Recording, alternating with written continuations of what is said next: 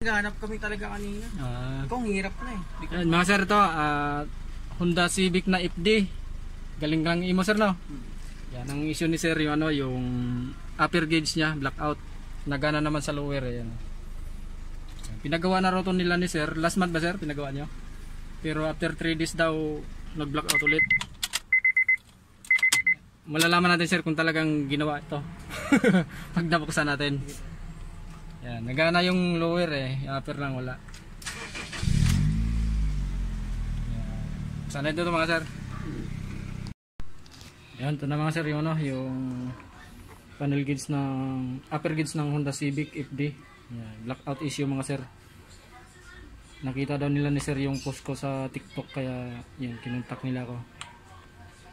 Na-repair na raw to sa iba mga sir pero after 3 days nag-blackout ulit. Na-repair natin ulit.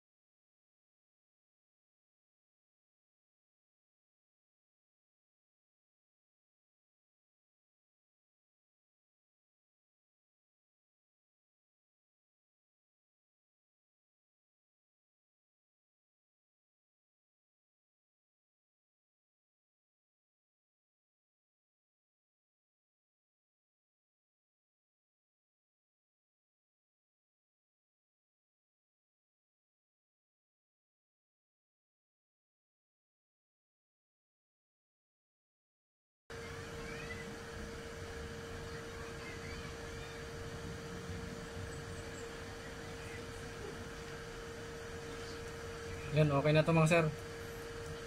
Napalitan ko na yung mga dapat palitan. I-assemble ko na to tapos i-testing na natin sa unit. Blackout issue to mga sir.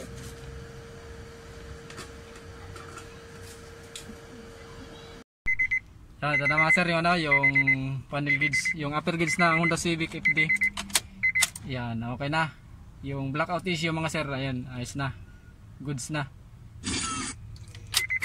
Isa pa. Yan. Tapos marami na ring loose contact sir yung yung mga yung dun sa may LCD dito banda sa fuel at saka speedometer. Paano yun kaya anong kung hindi ni-resolder ko na rin kasi kung hindi yun ni-resolder magbungi-bungi yung mga bar na yun sir. Ganun kay kuya yung sa tropa kong FD, hindi na accurate yung heat. Minsan puno to, ganun. May mga may possible na ganun mangyari din. Yan, nice na. Okay na. Galing mo kuya. Fix ko na lang to sir no. Daming gas ni sir. Lagi ako nagpapabot lang kuya kagawa ng